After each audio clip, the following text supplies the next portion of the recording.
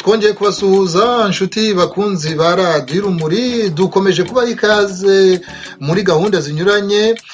Tubahaye n'ikaze muri isanga no muri iki kiganiro, aho turi kumwe n'umunyamabanga mukuru wa FDI inkingi, akaba ari Fidel Kabera Mugabe. Twongeye kuguha ikaze Fidel Kabera, uri mu gihugu cy'Ububiligi, turizera ko mumeze neza aho.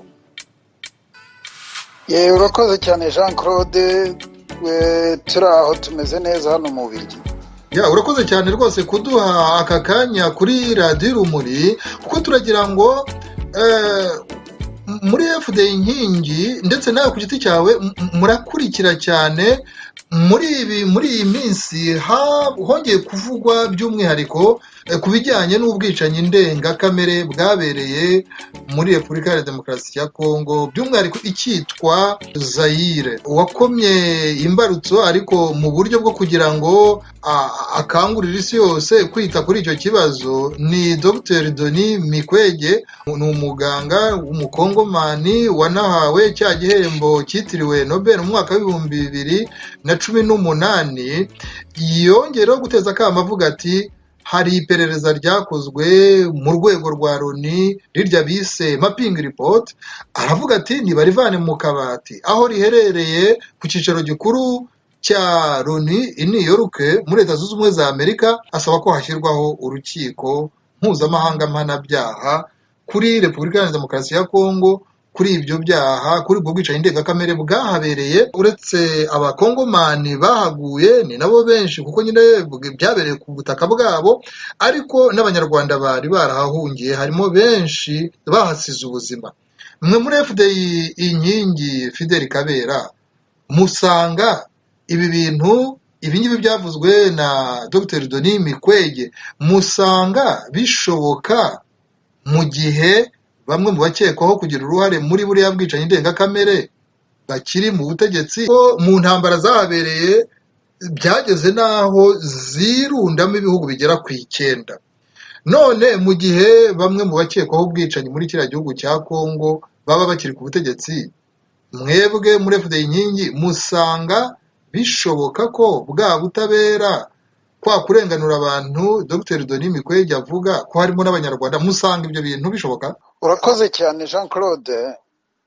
Icyo kibazo cy'ubwicanyi ndengakamere bwakorewe muri Kongo kiratureba nk'abanyarwanda muri rusange, kiratureba no mu ishyaka ryacu FDI inkingi nk'uko kireba n'andi mashyaka cyangwa n'andi mashyirahamwe y'abanyarwanda, ariko igihe kiranandeba noneho kurushaho ku giti cyanjye, kuko nagize ibyago byo kwibona nanjye muri Zaire y'icyo gihe, ndetse ntakarizamo na benshi bo mu muryango wanjye n'inshuti n'abavandimwe. Nkaba rero nanjye nshyigikira ko byakabaye byiza abo bantu, izo nzirakarengane ndetse n'abarokotse ubwo bwicanyi, babona ubutabera, kuko burya ubutabera nyabwo, guca umuco wo kudahana ni kimwe mu bintu bigomba kubakirwaho kugira ngo abantu bongere kubana neza mu mahoro. Ukavuga rero uti ese birashoboka igihe abo bantu bakiri ku butegetsi?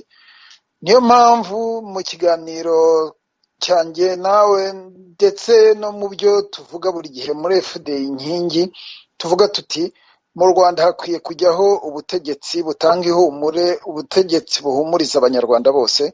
Nta bundi rero ubutegetsi buzahumuriza abanyarwanda bose atari ubutegetsi butanga ubutabera bwa nyabwo. Hari abapfuye bari mu by'intambara, ariko hari n'abaturage basanzwe, abana, abakecuru, abasaza, abaturage batari bari mu by'imirwano, batanaguye ahantu navuga ko hari intambara, kuko hari abagiye bicwa uko tubisoma muri za raporo, hari n'abiciwe ahantu hatari intambara, hatari imirwano. Kugira ngo abantu nk'abo bazarenganurwe, ese byashoboka mu gihe bamwe mu bakekwaho bakiri ku butegetsi, kandi wenda bashobora no kuba banashyigikiwe n'ibihugu by'ibihangange ku isi? Urakoze Jean Claude. Biragoye cyane kugira ngo bibe byashoboka, ariko abanyarwanda ni twebwe dufite urufunguzo rwo kugira ngo bimwe bibe byabasha gushoboka. Hari ibyo twebwe ubwacu nk'abanyarwanda bitureba, hari ibindi bigirwamo uruhare n'imiryango mpuzamahanga n'ibihugu ibyo ngibyo uvuga bimwe byinshi bigiye bishyigikiye abo bantu bakiri ku butegetsi kandi barakoze amahano, ariko nk'abanyarwanda ubwabo bahagurutse bagashira ubwoba bakavuga bati ibi bintu bigomba guhinduka, byashoboka kuko natanga urugero nko mu gihugu cya Afurika y'Epfo. Igihugu cya Afurika y'Epfo bagashakabuhake bafashe ubutegetsi barabugundira, bagirira abantu nabi, umwirabura muri Afurika y'Epfo agasigara yibona nk'inyamaswa, hari n'inyamaswa zo muri parike zabo zabarushaga agaciro. Ariko igihe cyarageze barahaguruka baravuga bati ibintu bigomba guhinduka. Bari bafite intwari zibarangaje imbere zirimo ba Mandela, natwe intwari turazifite zishobora kuturangaza imbere, na buri munyarwanda wese akiyumvamo ubwo butwari ku buryo ibintu bihinduka rwose. Kandi nongere mbisubiremo, igisubizo kiri mu banyarwanda, ntabwo kiri mu banyamashyaka wenda gusa ngo umuntu avuge ngo ishyaka iri n'iri niryo rizazana igisubizo.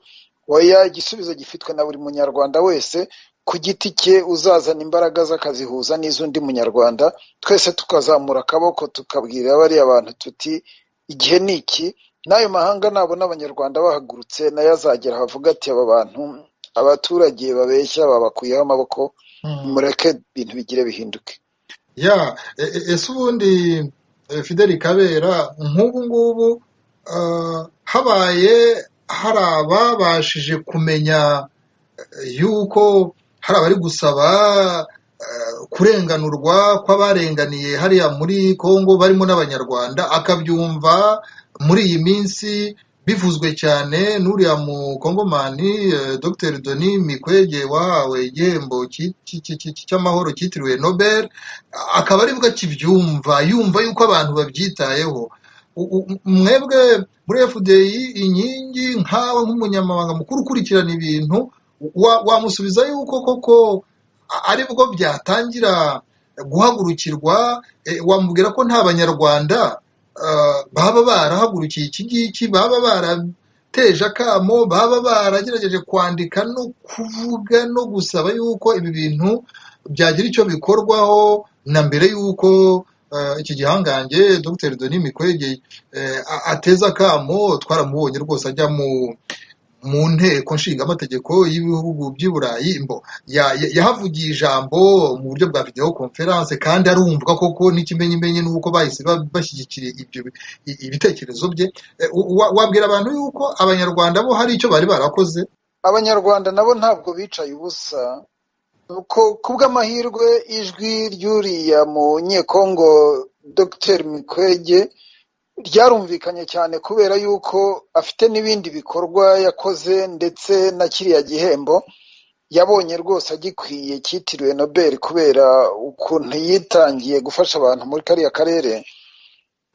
Ibyo avuga, ijambo rye ryatumye wenda ijwi ryongera kuzamuka rirenga iry'abanyarwanda, ariko abanyarwanda nabo ntibigeze baceceka, ntabwo bigeze baceceka, kubera yuko iyo urebye hari ibitabo byinshi byanditswe, hari ibirego byatanzwe, hari abantu bahora ntabwo abantu bajya baceceka. Uko igihe kigeze, uko abantu babonye umwanya barabivuga, barabisaba.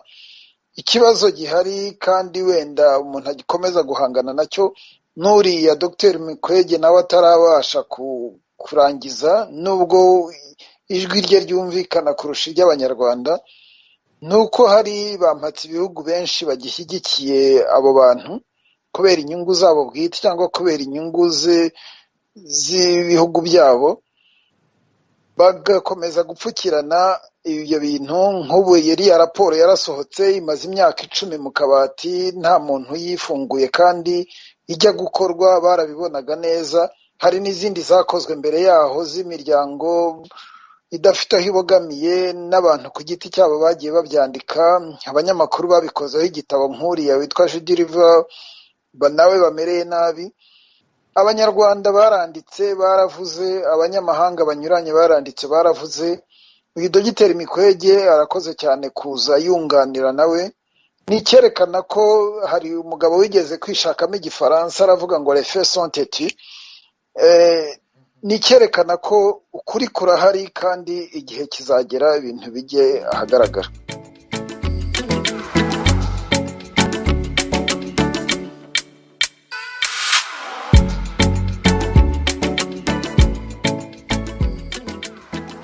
urakoze cyane Fidel Kabera. Nibyo, abanyarwanda rwose bumvikanye kera bavuga akarengane, iyicwa ry'inzirakarengane ryabereye muri Zaire, yaje kuba nyine Repubulika Iharanira Demokarasi ya Kongo. Abakongomani nibo benshi babiguyemo, ariko n'abanyarwanda baguye muri buriya bwicanyi ni benshi. Abanyarwanda ubwabo rero nabo rwose ntacyo batakoze kugira ngo baharanire yuko ayo mabi yabaye muri Kongo, ubwo bwicanyi bwabaye muri Kongo butarangira za raporo zibitswe mu kabati gusa.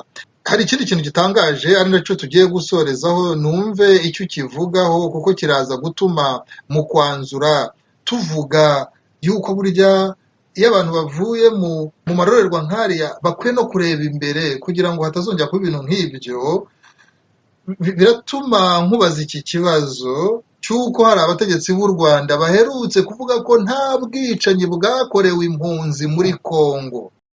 Duherutse kumva General James Kabarebe avuga ko bagiye gucyura impunzi, ko ingabo za FPR inkotanyi zagiye gucyura impunzi zitigeze zica impunzi. Nta nkambi n'imwe uhereye Gatare, Gahindo, muri Rucuro, Kibumba, Mugunga, Katana, Gashusha, Kansayo, Kamanyora mu majyepfo ya Kivu, zose uko zari ku murongo, nta nkambi n'imwe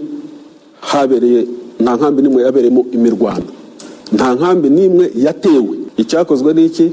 Icyakozwe ni ukuzunguruka izo nkambi zose, exfar ikava mu nkambi ikaza gutera ingabo z'u Rwanda, noneho ingabo zikabona uko zicyura impunzi. Ntabwo ingabo z'u Rwanda zagiye muri Kongo kwica abanyarwanda, zagiye muri Kongo gucyura abanyarwanda bari bafashwe bugwate n'iyo mitwe yari yarakoze amahano mu Rwanda. General James Kabarebe avuga ko bagiye gucyura impunzi, ko ingabo za FPR inkotanyi zagiye gucyura impunzi zitigeze zica impunzi. Ibi bintu mwabyakiriye mute?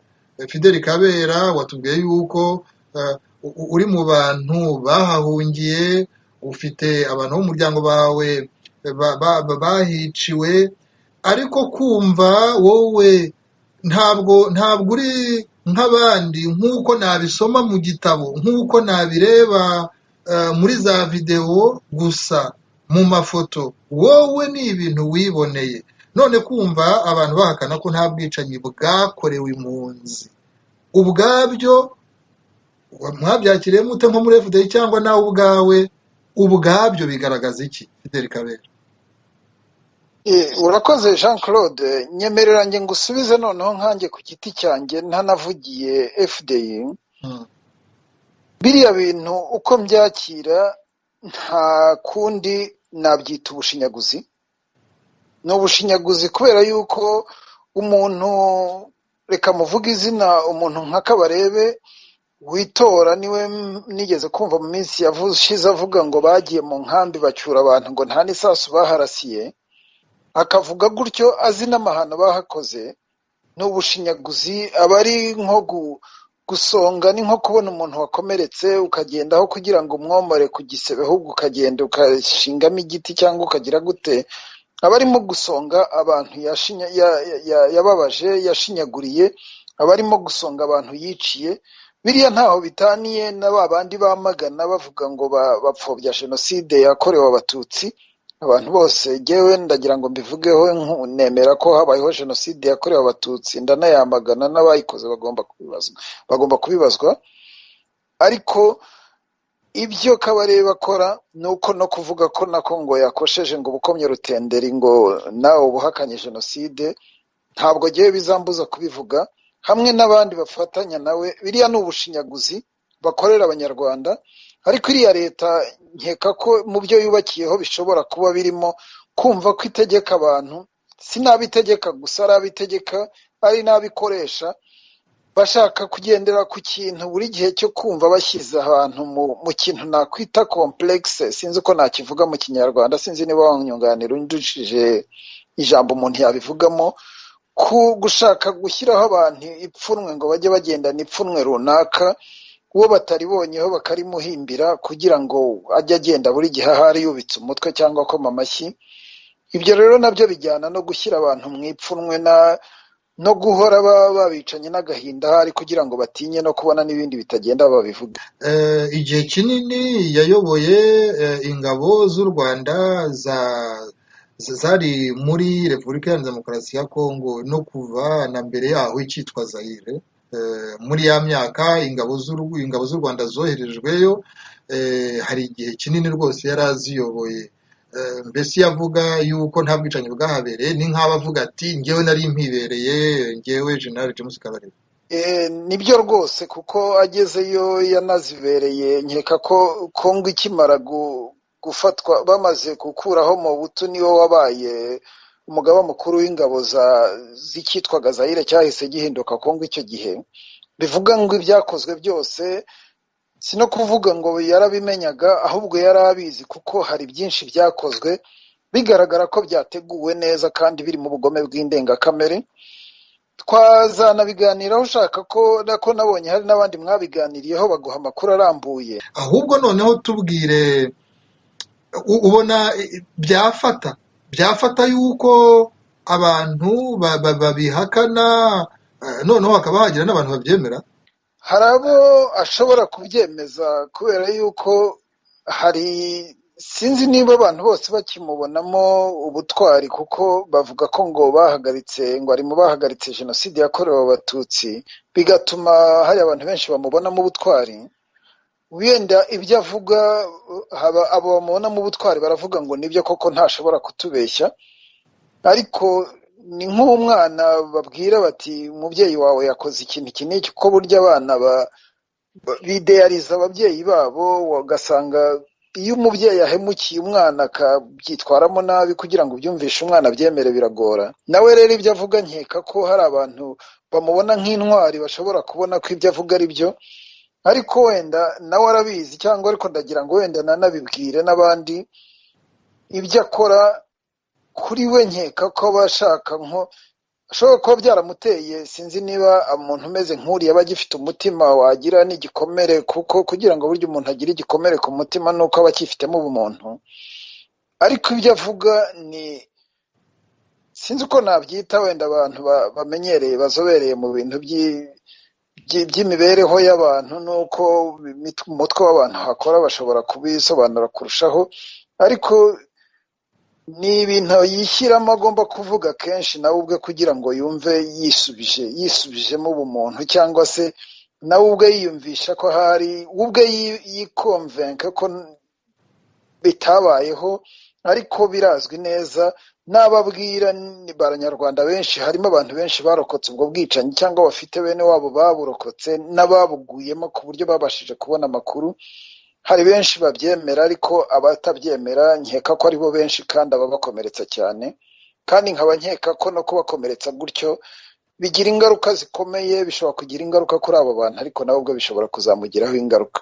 Hagati aho ngaho hari uwari umukuriye icyo gihe wari Generali Paul Kagame, we wavuze yuko yavuze amagambo akomeye cyane mu myaka yashize, nyine avuga ko hari ababacitse, ko batabonye igihe. Nuko ibihe bihinduka vuba, bigenda bihinduka vuba. Ibihe byahindutse vuba, ntabwo ntitwashoboye gukora ibihagije. Umuntu ajya kubamareramo rwose umujinya, bakagira icyo bajyana bavanye mu Rwanda. N'abariya bandi baducitse bakambuka, ubu bakaba bagaruka tukabakira neza, tukabasubiza kongera kuba mu Banyarwanda. Ikijya kimbabaza, ntabwo twabonye umwanya wo kugira ngo bamwe bo kugera hakurya aho bajya. Ibyo ngibyo ni ibintu bivuguruza, ngira ngo ibyo General James Kabarebe aherutse kuvuga ejo bundi. Ahantu nagira ngo rero dusoreze ni ukugira ngo ahubwo wowe wabonye byinshi, kuko ntabwo umuntu yazenguruka hariya hose ngo bibe iby'ubusa. Hari icyo umuntu ahigira, no mu byago umuntu afite icyo ahigira, ubuzima bugakomeza, agakomeza agira ikintu yunguka cy'indangagaciro. ku munsi wa none rero ibyo byose ufite mu mutima no mu bwenge bwawe wabwira abantu ko ahubwo icyakabaye gikorwa nyuma y'ibintu nka biriya kugira ngo mu gihe kiri imbere abantu bazabashe kwiyubaka hadakomeje kuba ibyo bintu byo guterana amagambo no kwitana abamwana cyangwa kwifuriza bamwe kumererwa nabi cyangwa gukinduka, ahubwo icyakabaye gikorwa nyuma ya biriya ni ikihe? Nyuma y'uko ibintu bigaragara ko byabaye, ahubwo icyakabaye gikorwa ni ikihe kugira ngo abantu biyubake? urakoze cyane Jean Claude.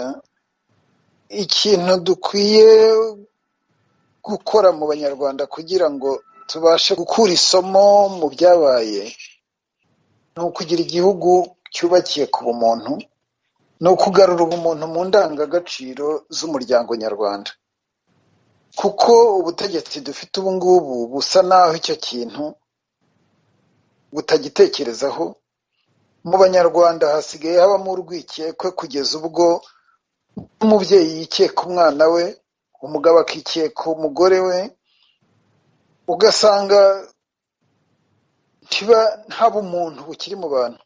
Dukeneye rero ubutegetsi, dukeneye ubuyobozi, ndumva ari naryo jambo ryiza ryagakwiye gukoreshwa. Dukeneye ubuyobozi bwongera kubakira indangagaciro z'abanyarwanda ku bumuntu, twubaka ubumuntu mu banyarwanda. Usanga byashoboka ko icyaba cyari kinakwiye mu by'ukuri ku bantu bose bagize uruhare muri buriya bwicanyi, mu by'ukuri icyakabaye gikorwa ari no kwirinda no kubihakana cyangwa gushinyagurira kuri izo nzirakarengane, ahubwo bakemera bakavuga bati turabyicujije, turifuriza yuko abanyarwanda, u Rwanda rw'ejo ruba u Rwanda rutarangwa na biriya byose. Icyo ngicyo ubona ariyo ntambwe bakabaye batera. Ese ubundi birashoboka? Birashoboka rwose, ahari ubushake nta kidashoboka. Ndabivuga nk'umuntu wababajwe n'amateka y'abanyarwanda, ariko iyo umuntu asubije amaso inyuma ukareba ibyo umuntu ku giti cye yanyuzemo, ukareba n'ibyo umuvandimwe wawe yanyuzemo cyangwa undi wese yanyuzemo, usanga abantu bashobora kubirenga bagatera indi ntambwe.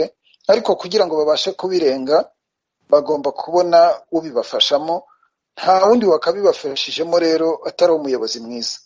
Igihe rero dufite abayobozi badashyize imbere ubwo bwiyunge, badashyize imbere ubumuntu, ndakomeza gukoresha iryo jambo ubumuntu, ntabwo ibyo bintu bizoroha. Abanyarwanda bagiye bakomeza no kugaragaza rwose n'ubushake, ariko ukagenda ubona imbogamizi zigenda ziboneka, kandi izo mbogamizi ahanini ugasanga zishingiye ku buryo bw'imiyoborere cyangwa ku bayobozi bamwe na bamwe kubera inyungu zabo bwite cyangwa inyungu z'agatsiko k'abantu bakeya. Rwose ndagira ngo ngushimire cyane Fideli Kabera Mugabe, uri umunyamabanga mukuru w'ishyaka FDI Inkingi. Urangirije ku kintu rwose cyiza cyane abanyarwanda twese dukeneye, cyo kuvuga ko kwiremamo ubumuntu cyangwa kubwiyongeramo kurushaho, ngicyo ikintu cyatuma u Rwanda ruba rwiza kurushaho, u Rwanda rw'ejo ruba igihugu buri munyarwanda wese yumva amerewe neza. Unavuga n'ikintu gikomeye ko bishoboka ko ntawe ugomba kumva ko ibyo bintu nubwo bitoroshye byo kugira ngo abantu bahinduke, uravuze uti ntawe ukwiye kwiyumvisha yuko bidashoboka, ahubwo uravuga uti birashoboka. Icyo kintu rero ni ingenzi. Byose rero bizava ku bushake, kugira ngo nkamwe mukora politike ndetse na sosiyete sivile, buri wese agire uruhare rwe kugira ngo atere akanyabugabo abandi kumva ko kwiyubaka mu ndangagaciro nyazo ari ibintu bishoboka. Turagushimiye cyane rero Fideli Kabera, wakoze rwose uyu mwanya waduhaye n'ibitekerezo watanze. Urakoze cyane nawe Jean Claude, urakoze ku iki kiganiro. ni akagaruka wa mugani w'abaturanyi bacu b'abarundi. ya ni akagaruka rwose ku mugani w'abarundi, tuzongera tugushake kuko hari byinshi bindi ushobora kuzatuganiriraho wazadusangiza. Twifurije rero ibihe byiza, twaganiraga uri mu gihugu cy'Ububiligi, naho ubutaha. Murakoze cyane.